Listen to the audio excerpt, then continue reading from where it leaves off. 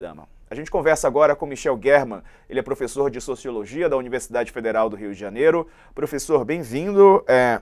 Boa tarde. O senhor viu a fala do presidente Lula como direcionada, né, a Netanyahu, as ações do atual governo israelense, apesar dessa reação, né, muitos estão direcionando a fala do presidente Lula como se fosse um ataque ao povo judeu. Boa tarde a todas, boa tarde a todos.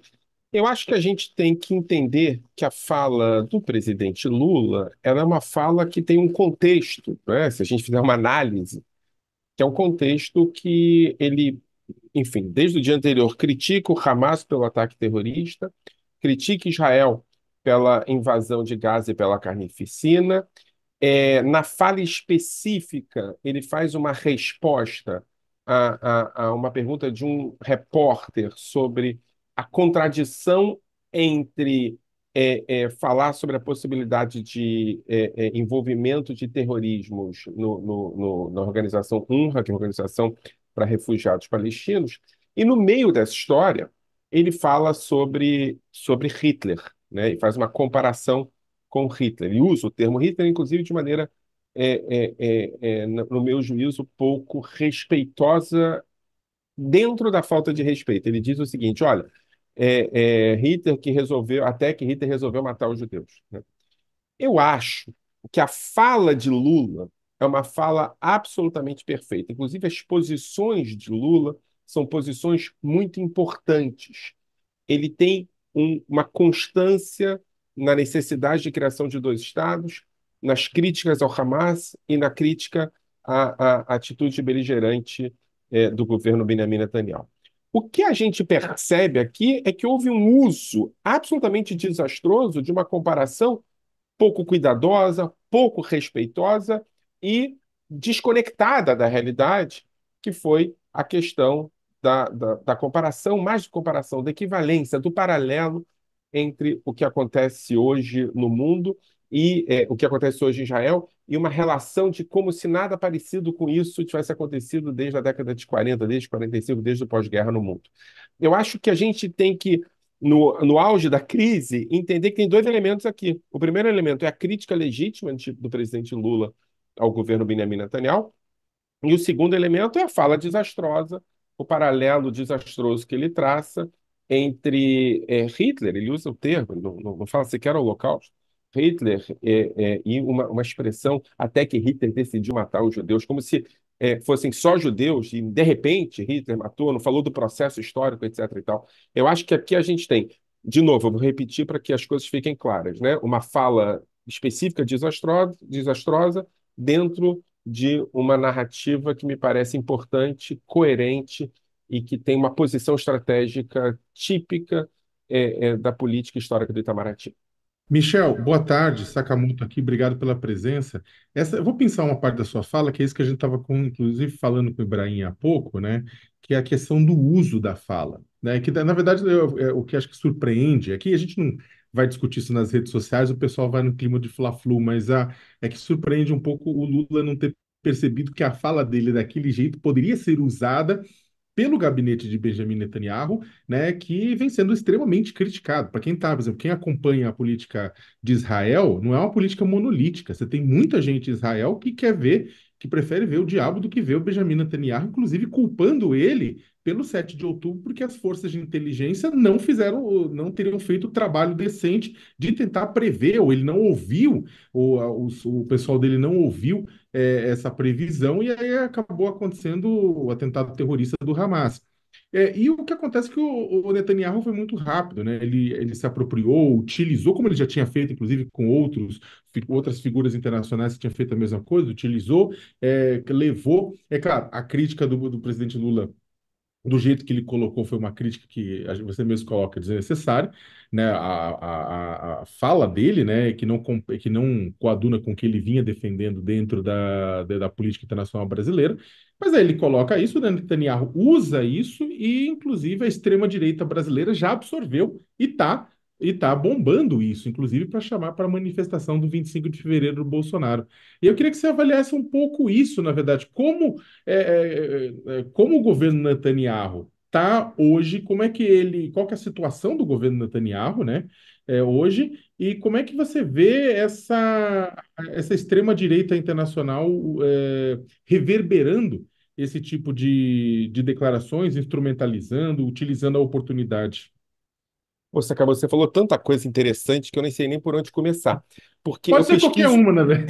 eu pesquiso exatamente isso. Quer dizer, Eu sei. a relação entre as redes sociais e o que eu vou chamar aqui de maneira equivocada de mundo real, porque as redes sociais também é o mundo real, né? Mas me parece muito interessante isso que você traz. Quer dizer, a gente tem aqui uma espécie de lógica de Fla-Flu, que você chama, que é a lógica do contra a favor, etc., né? Lula tem razão, Lula não tem razão, Lula é antissemita, Lula tá certo, etc. e tal, quando, na verdade, essa análise que eu acabei de fazer é uma análise que compõe-se de contradições. Lula tem razão na sua análise crítica do governo de Israel, na sua prática absolutamente desastrosa dentro da invasão de Gaza, e Lula cometeu um ato também desastroso quando ele fala, ele utiliza uma referência equivocada sobre o Holocausto e sobre Hitler, né? É possível falar isso, entende, Sakamoto? É possível dizer assim, ó, isso está certo, aquilo está errado. Isso é parte do jogo. Política é isso, a vida é isso, tem contradições, né? As redes sociais não permitem isso. As redes sociais, elas estão acusando as pessoas que criticam a fala de Lula de, na verdade, apoiarem Benjamin Netanyahu, né? Qual é a situação hoje do governo de Israel? A situação do governo de Israel é que ele tem mais ou menos 80% de rejeição. Hoje, foi divulgada uma carta de um ministro importante do governo de Israel, que entrou no gabinete de crise, que não era do governo originalmente, fazendo críticas que você não tem ideia, Sakamoto. Assim, dizendo: olha, a gente está no meio de um risco existencial à democracia, ao Estado, por causa de Netanyahu. A situação de Netanyahu é de isolamento interno, isolamento externo, e de um caos. Ele depende politicamente de ministros de uma extrema-direita enlouquecida e messiânica, né? Quando essa fala do presidente Lula surge, ela aciona um elemento, talvez o único elemento que pode ser usado por Benjamin Netanyahu, que é o elemento do Holocausto, né? Que é um elemento que atinge diretamente todos e todas que fazem parte historicamente dessa lembrança, dessa memória coletiva que se chama memória coletiva do genocídio nazista contra os judeus, né? E aí ele percebe que é o momento de acionar, né? O que ele fez, né, a partir do acionamento do ministro das Relações Exteriores, que é uma figura do partido Likud, uma figura historicamente vinculada a Benjamin Netanyahu, se chama Israel Katz. Israel Katz pega o embaixador do Brasil, Fred, leva ele para o Museu do Holocausto, fala com o microfone, canal 13, se vocês podem ver, que é um canal importante de Israel, o microfone de lapela, dá uma bronca no embaixador do Brasil em Israel e, mais ou menos, produz relações públicas para ele, para Benjamin Netanyahu, né? Ou seja, o que o presidente Lula conseguiu fazer com a sua fala específica sobre Hitler foi acionar uma boia de salvação, que é uma boia de salvação que externamente, internamente, Benjamin Netanyahu olha dizendo o seguinte: cara, eu vou pegar isso porque é o único jeito que eu tenho. Externamente não deu certo, tá, Sakamoto? Externamente ninguém deu muita ideia para isso. Internamente deu. Esse é o primeiro elemento. O segundo elemento, né, e eu já vim aqui falar para vocês em outro programa da UOL, mas foi com vocês, sobre a expulsão da PUC. Lá atrás, em outubro, no dia 10 de outubro, eu fui expulso da PUC supostamente por ser pró-Hamas, etc. e tal. Havia ali uma articulação da extrema-direita brasileira, e essa articulação da extrema-direita brasileira tentava dividir a política nacional brasileira entre pró-Hamas e contra Hamas, entre a favor de Israel e pró-Hamas, né? Então, qualquer crítica, e aqui tem a ver com rede social também, qualquer crítica ao Benjamin Netanyahu naquele momento era colocada como um apoio ao Hamas. E eles jogavam pesado. Eu, que sou de origem, não, sou judeu, me identifico como sionista, eles conseguiram me atacar dizendo assim: esse cara é pró-Hamas. Eu acho que eles perderam naquele momento, porque eles jogaram muito pesado. Só que o que eu estou vendo hoje, nas vésperas da manifestação na Paulista, é que é uma tentativa de reconfiguração dessa disputa política em termos locais. Ou seja, não é só o Benjamin Netanyahu que está fazendo isso em Israel, mas uma extrema-direita que é vinculada ao que eu chamo de Israel imaginário está fazendo a mesma coisa no Brasil. E está aproveitando a fala desastrosa do Lula sobre Hitler para empoderar-se politicamente e para jogar o jogo politicamente. Estão falando em impeachment, estão falando em uma esquerda antissemita, etc, etc, etc. Eu acho que, fundamentalmente, o que o governo brasileiro precisa fazer imediatamente, rapidamente, é entender que essa parte, esse recorte da fala, é um recorte da fala que foi muito ruim. E é preciso pedir desculpas, né? E é preciso entender que, às vezes, as falas espontâneas são falas que não cabem na dimensão diplomática. Porque enquanto o Lula não entende a importância da retratação, ou sequer coisa que o valha, falar que não foi bem isso, explicar o que está sendo dito, não é? Não por post, mas falar. O que vai acontecer é que a extrema-direita em Israel e no Brasil vai continuar nadando nessa onda, que é a última onda que eles têm para poder sobreviver. Professor, nossa, o senhor falou tanta coisa, foi anotando tanta coisa aqui que eu acho que dava para ficar umas 5 horas conversando. Mas é a primeira vez que eu falo com o senhor depois daquele episódio da PUC e eu não posso dizer, eu não posso deixar de dizer o mínimo sobre aquilo. Lamentável. Eu sou uma filha da PUC e acho lamentável aquilo que aconteceu. Então, todo o nosso respeito e carinho pelo teu trabalho, que a gente conhece já Obrigado, há Deise. anos. Ah, o senhor, como professor, né, eu acho que a matéria essencial da gente é educar, né, mas é muito difícil educar num país tão polarizado como o nosso, e aí, como o senhor mesmo falou, né, que tem essa tendência de, a direita querendo colocar, né, essa tendência de fazer com que alguns sejam amigos dos judeus, outros são pró-Hamas, mas o senhor tocou num ponto aqui, que aí mudou todas as minhas perguntas, a necessidade de pedir desculpa. E o Amorim já falou que o presidente Lula não vai pedir desculpas. Por que isso? E aí tem alguns pontinhos que eu queria só entender do senhor. Existe também uma necessidade de um reconhecimento por parte do presidente Lula de falar com todas as letras que o Hamas é terrorista, né? Coisa que ele ainda não falou. Ele critica, tem as suas críticas ali, mas nesse ambiente polarizado de rede social, essa foi uma palavra que ele ainda não usou. E aí une-se a isso o fato dele não querer pedir desculpa agora. Que contexto que cria isso? Que imagem que cria isso? E como lidar com essa fúria das redes sociais, né? Que todos nós acabamos vivendo, mas agora a gente estava falando aqui, alguém falou acho que foi a Janja que falou que tiraram de um contexto. Eu estudei durante muitos anos fotografia. E é justamente isso, você pega uma parte do todo e descontextualiza de um jeito que é muito difícil você voltar atrás. Então, eu queria ouvir do senhor como fazer para as pessoas entenderem e por que essa insistência do presidente Lula, ou pelo menos do que o Amorim disse até agora, de não pedir desculpa e não classificar o Hamas como terrorista. E se o senhor acha que isso iria apaziguar os ânimos? Bom, então vamos começar por essa coisa de contexto, Deise, já que você estudou fotografia, eu acho que é a referência que você sacou mesmo. Porque não há outra possibilidade do que esse recorte produzir indignação, produzir suspeição, produzir mal-estar, né? A frase dita foi mais ou menos até que Hitler decidiu matar os judeus, né? Não, Hitler não decidiu de repente matar os judeus, não foram só os judeus que foram mortos. Tem tanta coisa errada nessa frase que não importa qual contexto ela seja, aqui tem um problema, né? E é por isso que não há nenhuma questão em pedir desculpas, entende, Deise? Porque é tão fácil ver o problema que é só dizer, olha, isso aqui foi uma bobagem, assim, desculpa, né?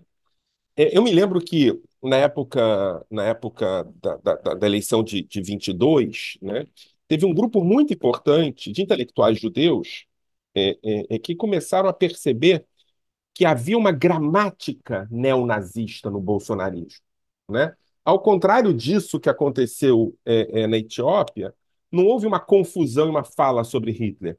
Havia um uso muito bem feito das falas de Hitler, ou seja, não havia confusão, né? Você teve a história do Brasil acima de tudo, desde 2018, você teve a história do Trabalho Liberta, volta e meia citado, você teve a história do secretário de Cultura fantasiado de Goebbels, fazendo discurso de Goebbels. E aí, o que acontece é que um setor importante dos intelectuais judeus no Brasil acusaram Bolsonaro de ter vínculos com o nazismo. É sobre isso que eu estou dizendo.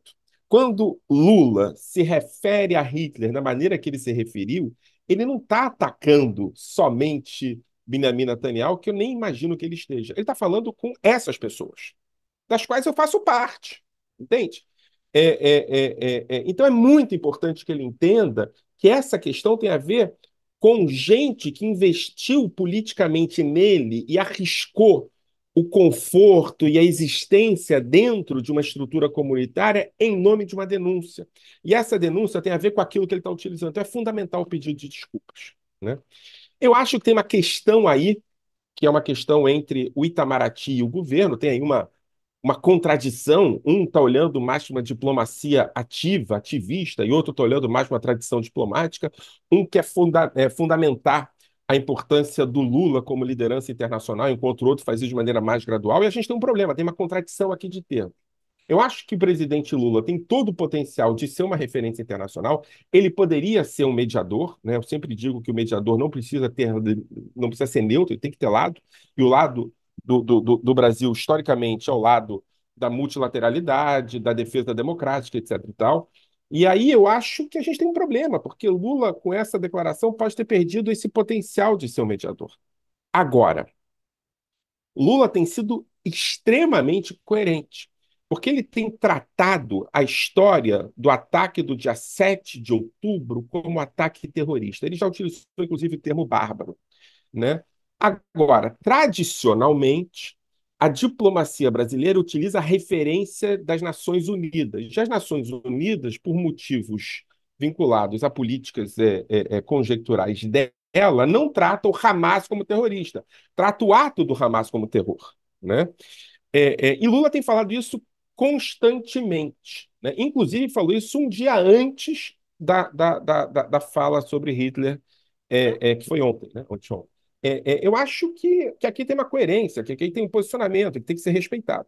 O que não pode ser respeitado é uma fala do tipo Hitler decidiu matar todos os judeus, e comparando isso como se nada houvesse parecido com isso desde 45, ignorando, né? Ele está no continente africano, então ele ignorou, por exemplo, o genocídio de Ruanda, ele ignorou o genocídio da Iugoslávia, ele ignorou a guerra civil na Síria, com um número de mortes absurdo. Então, genocídios, não genocídios, ele ignorou um monte de coisa. Eu acho que agora o que é preciso fazer é o seguinte, gente, teve um erro grave. Eu peço desculpas. E desculpas não é a Benjamin Netanyahu, que está muito pouco preocupado com as desculpas. É desculpas a gente como os judeus, que assumiram um posicionamento de denúncia. Você sabe, Deise, que a primeira manifestação pública que chama Bolsonaro de fascista e de nazista foi no Rio de Janeiro, na Porta da Hebraica, produzida por judeus. Eu acho que isso é importante, tem uma dimensão histórica importante. E esses judeus não podem se sentir traídos por uma fala que a gente já sabe que foi um equívoco, né? Todo mundo já sabe que foi um equívoco. Então esquece um pouco a política que Benjamin Netanyahu está fazendo com essa fala e assume um compromisso com seus eleitores brasileiros, que alguns deles são judeus. Para a gente já encaminhar para o encerramento, o senhor acredita que o presidente Lula está sendo influenciado pelo assessor para assuntos internacionais, o Celso Amorim? O Itamaraty tem algum papel nessas falas ou o presidente Lula está agindo por si? Olha, o Celso Amorim é uma pessoa muito experiente e é um diplomata de carreira brilhante. Eu espero que ele consiga ter uma análise dos riscos que a não assunção de culpa pode ter. Então, mesmo que ele seja influenciado pelo Celso Amorim, eu espero que o Celso Amorim tenha essa capacidade de compreensão. Imagino que tenha, né?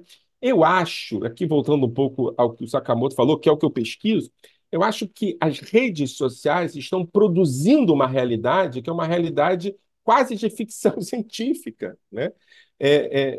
Em que elas acabam produzindo uma impressão de que nós, se não nos posicionarmos, eu digo até sobre o presidente Lula, desse ou daquele jeito, nós vamos ser atacados pela nossa base, né? Acabou de ser uma pesquisa do Quest mostrando que a grande maioria das pessoas que escutaram a fala do Lula, não me lembro agora, mas é mais de 60%, consideraram a fala uma fala negativa. E o presidente Lula foi eleito por uma frente ampla, e não somente por militantes do PT, né? Então é preciso compreender que é chegado o momento de que essa crise pare de escalar, porque enquanto ela escala, ela fortalece a extrema-direita no Brasil e em Israel. Enfraquece e isola o presidente Lula e o grupo que está vinculado a uma posição política muito importante, muito coerente e progressista, que é o grupo que está no poder no Brasil. É isso. Michel German, professor de Sociologia da Universidade Federal do Rio de Janeiro. Obrigado por nos atender, professor. Um abraço. Bom início de noite. Abraço a vocês. Tchau. Valeu. Aqui dentro, um pedido de impeachment